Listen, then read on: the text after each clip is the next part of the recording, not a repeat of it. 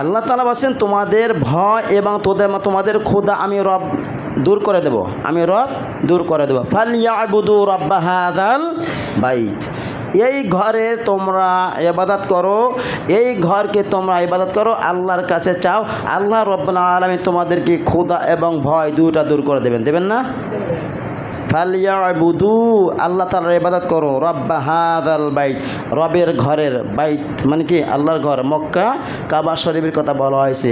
এই ঘরে যদি তোমরা ইবাদত বন্দেগী করো তাহলে আমার রব বলছে তোমাদেরকে ক্ষুধা এবং ভয় দুইটা আমি নিবারণ করে দেব।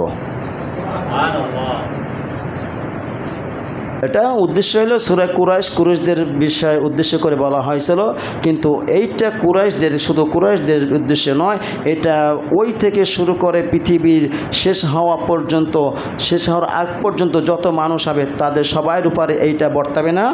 যাদের আল্লাহ রাব্বুল আলামিন সম্পত্তি দিয়েছেন, অর্থ দিয়েছেন, হজ করার সামর্থ্য দিয়েছেন, তাদেরকে এই ঘরে যাইতে হবে না, যে এই ঘরে তারপরে ইবাদত করতে হবে। ইবাদত করলে আল্লাহ রাব্বুল আলামিন আপনার আমার সমস্যা সমাধান করাই দেবেন ইনশাআল্লাহ।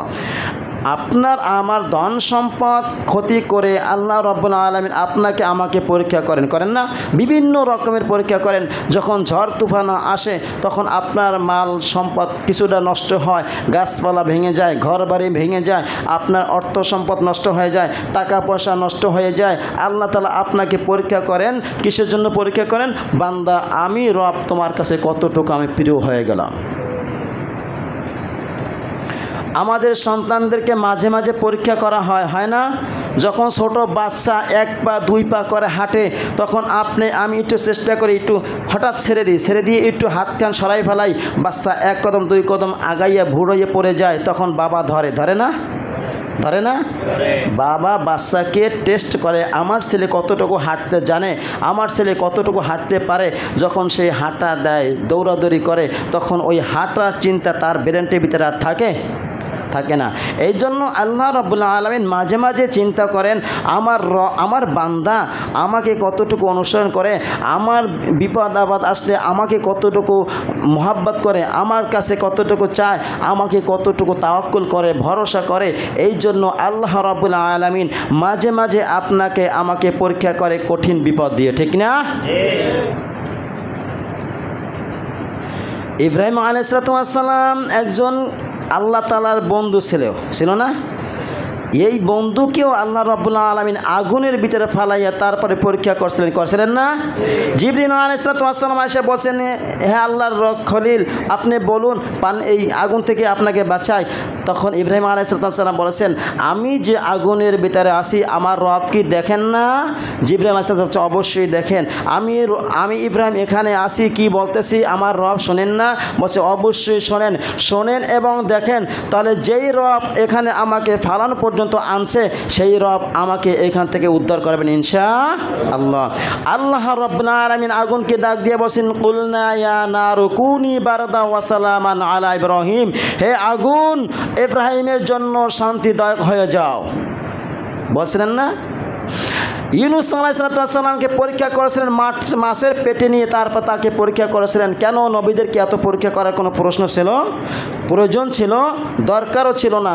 তারপর আল্লাহ রাব্বুল আলামিন তাদেরকে বিপদে ফেলাইয়া, তাদেরকে কঠিন পরীক্ষা নিয়ে আমাদেরকে একটা মেসেজ দিয়ে গেছে, ও আমার বান্দারা শোনো, আমি আমার পয়গম্বর নবীদেরকে পর্যন্ত কঠিন পরীক্ষা নিয়েছি, তাদেরকেও আমি ছাড় দেই নাই, তোমাদেরকেও আমি কিছু সময় বিপদ দিয়ে তোমাদেরকেও আমি এরকমই পরীক্ষা করব, তোমরা ঈমান হারা হয়ো না।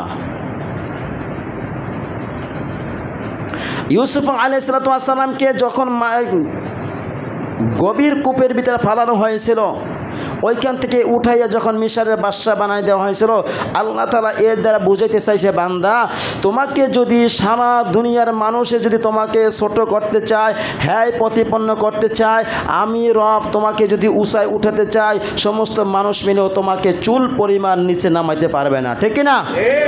আর দুনিয়ার সমস্ত মানুষ যদি তোমাকে উঁচায় উঠাইতে চায়, উপরে উঠাতে চায়, সম্মান বাড়াতে চায়, আমি রব যদি চাই তোমার সম্মান বাড়বে না, ইজ্জত বাড়বে না, তাহলে সমস্ত পৃথিবীর মানুষ মিলে তোমাকে চুল পরিমাণে ইজ্জত বাড়াতে পারবে না, ঠিক না?